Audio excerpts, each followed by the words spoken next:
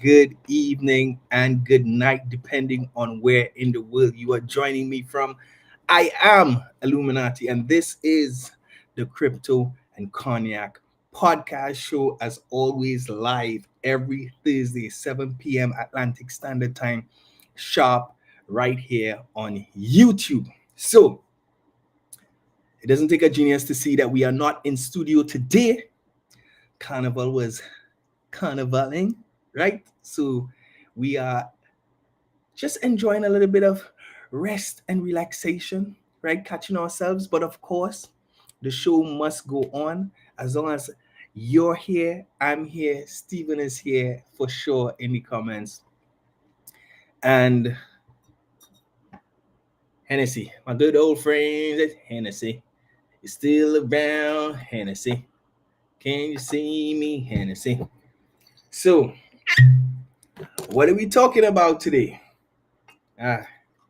So much. Listen, this crypto space is really special. So much happens in 1 week, right? So this evening we are talking about a tale of billionaires, tariffs, and what seems to be pump and dump schemes at the highest levels of government. But before we get into that, we have to do some housekeeping. As always, I am not a financial advisor. This is not a financial advisory podcast. It's all about Sun, C, Satoshi. It's all about information, conversation, education, the ICE rule. The same way we have our yak is the same way we have our conversations, right? So, do your own research, not because Illuminati say, right? Do your own research. So, let's get into it. Last week, which was, when was it? The second, Sunday, President Trump sent out a tweet saying, big things coming for Bitcoin, Ethereum, and other top cryptos. The US is going to lead this revolution. Stay tuned. Within minutes, Bitcoin was pumping. Ethereum was pumping. Everybody was pumping, right? 9% up. Your portfolio started to recover, started to look a little healthy again, after being fairly rough for a few weeks. And every crypto influencer was hyped, right? The market cap skyrocketed by $166 billion, and all was well, right? But it quickly changed. Everything shifted quickly. The euphoria turned to chaos. Why? A new announcement drops that 25% tariffs on goods from Canada and Mexico would be implemented. And well, you know how investors do it. Panic, right? Markets start tumbling. Not just the crypto market, the stock markets start tumbling. And in 24-hour space of time, that 166 billion gain in the market had turned into a $410 billion loss. Is it a coincidence? Or is it the most high profile pump and dump in history?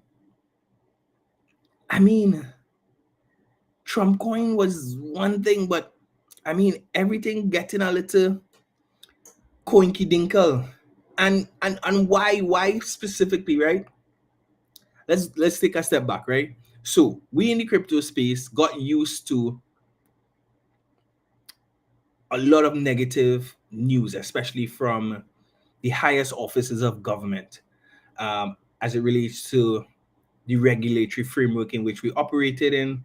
Biden's SEC has been or had been a regulatory nightmare, right? But Trump was supposed to be different, right? He had gone from, in 2019, calling Bitcoin a scam, to accepting millions of crypto donations in 2024 for his presidential election campaign, right? He was attending billionaire-backed crypto fundraisers. He campaigned with a flood of Bitcoin maxis and industry insiders. He had experienced a significant shift. And then came the big one, right? The Crypto Reserve Initiative, the US Crypto Reserve Initiative. And when they announced it, they announced plans for Bitcoin, Ethereum, Solana, XRP, Cardano to be part of a US strategic reserve. And the markets exploded. Bitcoin hit 93,000. Retail traders went all in. You know, crypto Twitter was a buzz. Everybody was vibing. And then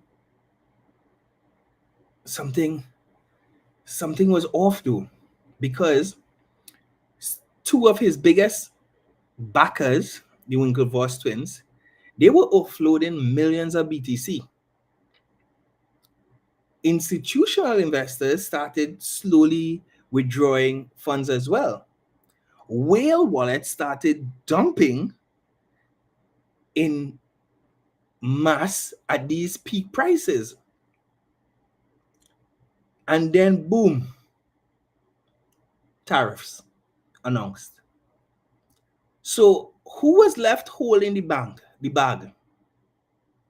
Because less than 48 hours after the initial announcement, the president, Donald Trump, was given a second announcement that he must have known. And if he didn't know, at least his advisors should have known that it was going to be a meteor strike to the heart of markets.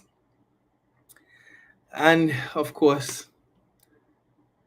when the stock market gets sick, we straw up.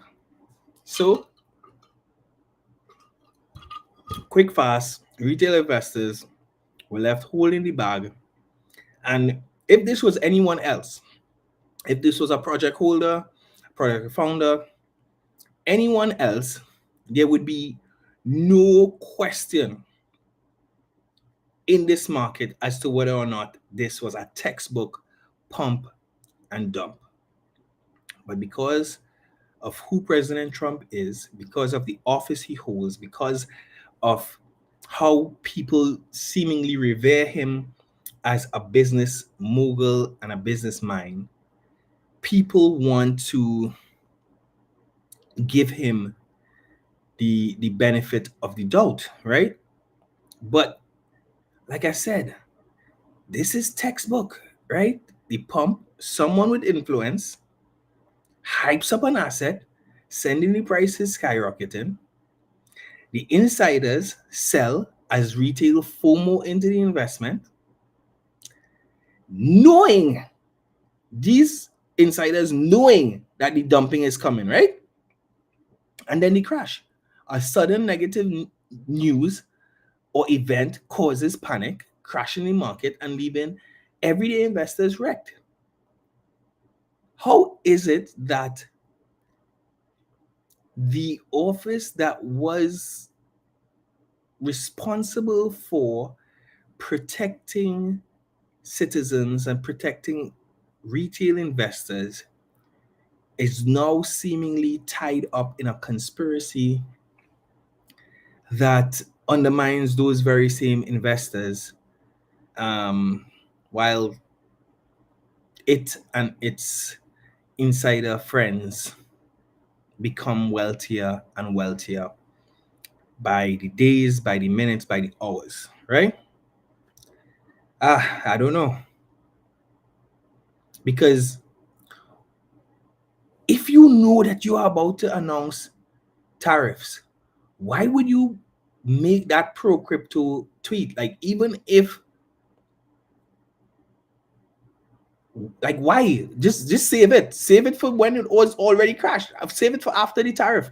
Follow up the tariff news with the pro crypto tweet. Like, why do it in that order?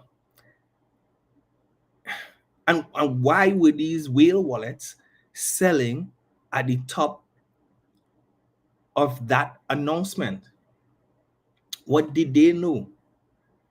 Is it Trump? Is he also being manipulated by these insiders? I don't know. But what it has caused is that there is now a Democratic representative, Sam Liccardo, and has introduced a kind of hastily done act called the Modern Emolument and Malfeasant Enforcement Act, aka the Meme Act, right? And it is designed to ban presidents from personally profiting off of crypto policies. Will it get passed? Will it make it anywhere? I don't think so. Not while the Democrats control both houses. But it shows that there is some level of belief that there's more in the mortar than the pestle, right? So, what next, right? What if it wasn't a manipulation, right? Can Trump be as innocent as Elon claimed to be with his utterances about Doge, his utterances about Tesla, his utterances about SpaceX? Is it all just innocent chatter? I mean, Elon has been sued by the SEC, but Elon is a private businessman.